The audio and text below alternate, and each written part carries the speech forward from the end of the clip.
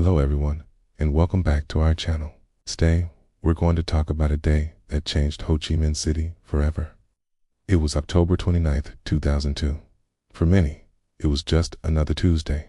The city was alive with its usual energy, the streets buzzing with motorbikes.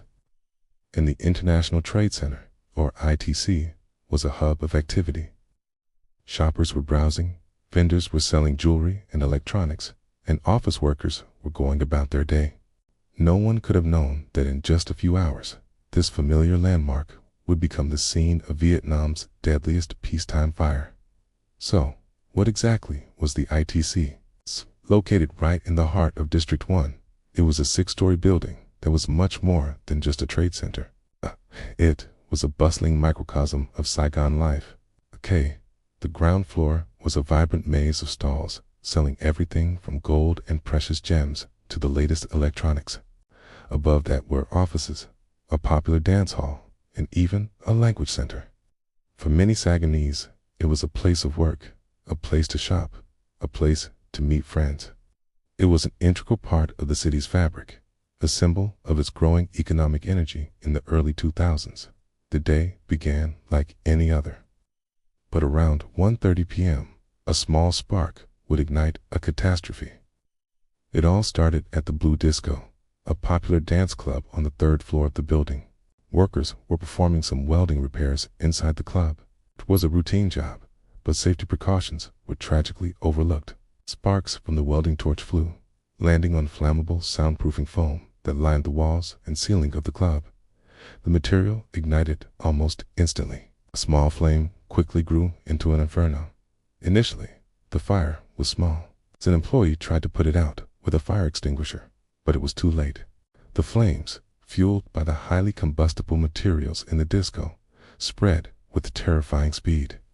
Thick, black, toxic smoke began to pour out of the club and into the hallways.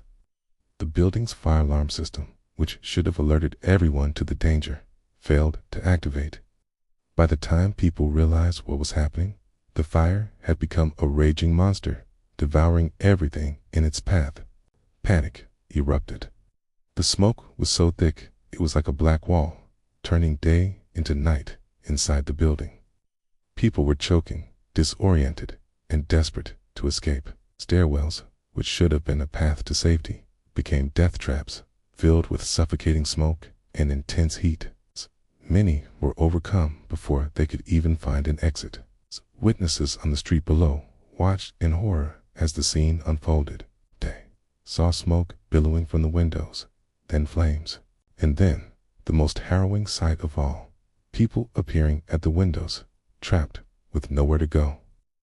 The first firefighters arrived on the scene within minutes, but they were met with a challenge of epic proportions. The fire was already out of control, and the building's design made it incredibly difficult to fight. The narrow streets around the ITC were choked with traffic and onlookers, making it hard for fire trucks to get close. The heat was so intense it shattered windows, sending glass raining down onto the streets below. Firefighters battled heroically, but they were under-equipped for a blaze of this magnitude. Their ladders couldn't reach the upper floors, where many people were trapped. For those stuck inside, the situation was beyond desperate. With the stairways impassable, the only hope was a window. Horrified onlookers watched as people made the impossible choice between the fire and the fall. Some tried to climb down using makeshift ropes made of curtains or clothing. Others, their clothes on fire, jumped from the windows in a last tragic bid for survival. The sounds from the street were a mixture of sirens, shattering glass, and the screams of those trapped inside and the terrified crowd watching below. It was a scene of pure, unmitigated chaos and despair. One of the most tragic parts of this story involves the America International School, which was located on the 4th floor. Dozens of students and teachers were in class when the fire broke out. When the smoke began to fill their classrooms, they were trapped. The fire blocked their escape route. A young teacher named Trong Thi Big Van became a hero that day. She guided her students to a window and helped them climb out onto a narrow ledge. She stayed with them, trying to keep them calm as the fire raged behind them until she was tragically overcome by the smoke. Her final act was one of incredible courage and self-sacrifice. As the hours ticked by, the scale of the disaster became heartbreakingly clear. Firefighters from Ho Chi Minh City and surrounding provinces worked tirelessly through the night. It took them nearly 5 hours just to bring the blaze under control. When they were finally able to enter the smoldering ruins, the scene they found was devastating. The ITC was a blackened, hollowed-out shell. The search and recovery operation was grim and painstaking. For days, families waited anxiously nearby, praying for news of their loved ones, clinging to any sliver of hope. In the end, the official toll was staggering. The fire claimed the lives of 60 people, including shoppers, office workers, students, and the heroic teacher, Trong Thi Bich Van. Over 70 others were injured, many with severe burns and trauma that would affect them for the rest of their lives. It was a profound loss for the city. Entire families were shattered. The investigation that followed revealed a cascade of failures.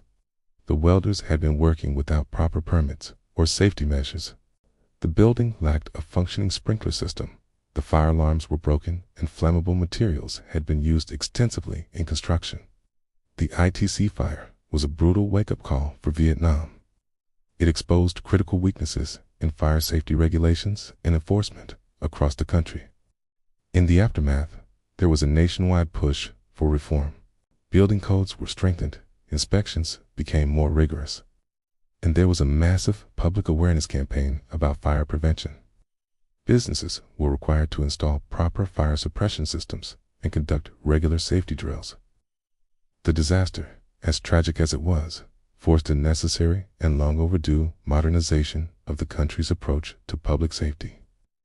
Today, if you visit the corner of Nam, Khai, Quay, Gia, and Lathan Tan Street in District 1, you won't see the ITC. In its place stands a new, modern, high-rise building.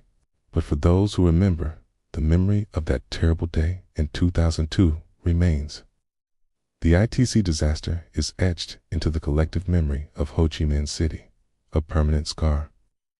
It serves as a solemn reminder of the lives that were lost and the importance of never taking safety for granted. It's a story of tragedy, heroism, and ultimately a catalyst for change that has made the city safer for millions. Thank you so much for watching and for allowing us to share this important story with you. It's crucial to remember these events to honor the victims and ensure such a tragedy never happens again. If you found this video meaningful, please consider liking it and subscribing to our channel for more stories like this. Take care, and we'll see you in the next one.